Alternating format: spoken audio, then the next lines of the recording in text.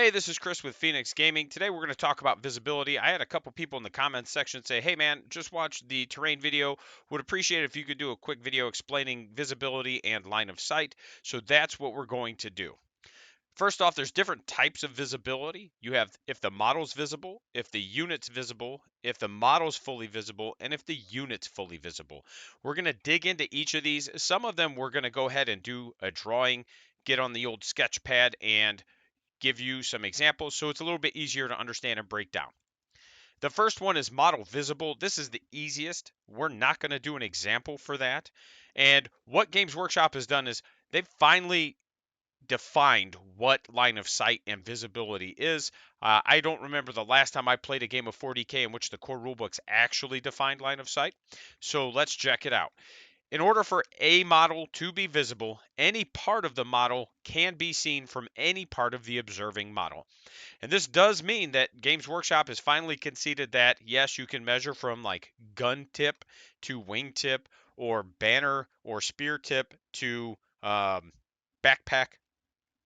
So these things do count as being within line of sight and being visible. They are not fully visible, but only visible, and there are times where that distinction is going to be important. This is the most straightforward. I don't think this needs any kind of example. Unit visible is if there is at least one model in the unit that is visible to an observing model or unit. Then the whole unit is visible to the observing model. Now, this doesn't mean that each individual model is visible. It just means that the unit counts as being visible.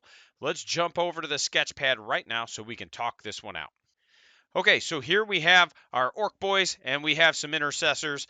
Sorry for the wonky angles. I figured you would appreciate this a little bit more than just some flat circles. We have line of sight from this handsome guy over to this, and from here to here, right? And then even this guy, we can draw it from his backpack to his gun.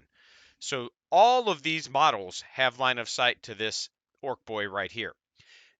Because they have line of sight, that specific orc boy, his model is visible because remember, part of him is blocked by the armor container.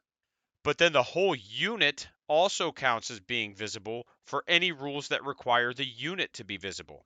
However, it does not mean that these individual models here are visible. And here's why this is important.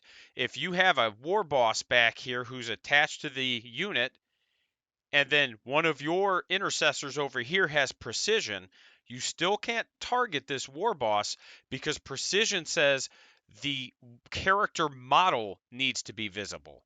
So that's where it's important to know the distinction between model and unit visibility. Now that we've broken that down, let's jump back to the next one.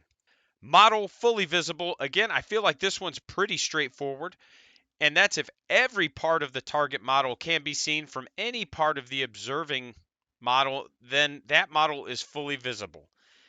And really what that means is like if the model is out in the open, there's nothing between the shooter and the target. If the shooter's against the wall but has a hand or gun pointing out, blah, blah, blah, blah, blah. And here is Games Workshop's example. So this guy is just standing there. You could see every piece of him. Now, if we jump back over to Sketchpad, again, this is going to be pretty easy. So now he is fully visible from these guys, right? Because this guy can see all of him. He's fully visible. Obviously, you don't need to see his backside. That doesn't count. It's just the side facing you. If you can see the whole thing, then you are going to be fine. We're going to go ahead and talk about unit fully visible now. If every part of every model in the target unit is fully visible to the shooting unit, then the whole unit is fully visible. And for the purposes of determining if a unit is fully visible, you can see through models in the target unit. Let's jump over to Sketchpad. Let's check it out. Okay, so here's our scenario. These orc boys are going to be fully visible because you can see through your own models in the same unit. So this guy right here can see through all of these guys because they're in the same unit. And then we can see through this guy right here because he's in the same unit that we're targeting, so everybody could see this guy. And it basically just means that because there's nothing intervening them other than their own models, you have full visibility.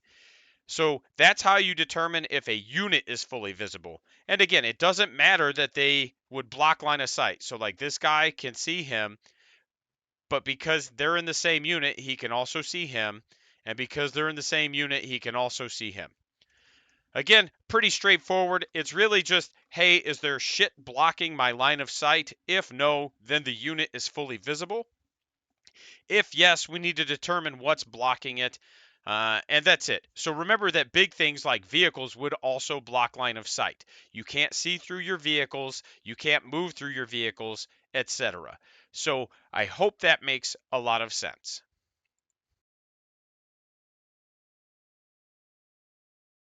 Shout out to my immortals, Captain Too Tall, the real Donnie G, Lord Wellingstone. You guys are awesome. Links on the page or on the screen, links in the description. Make sure you guys are hitting that subscribe button. We've been getting a lot of subscribers over the last couple weeks. I love seeing the community grow.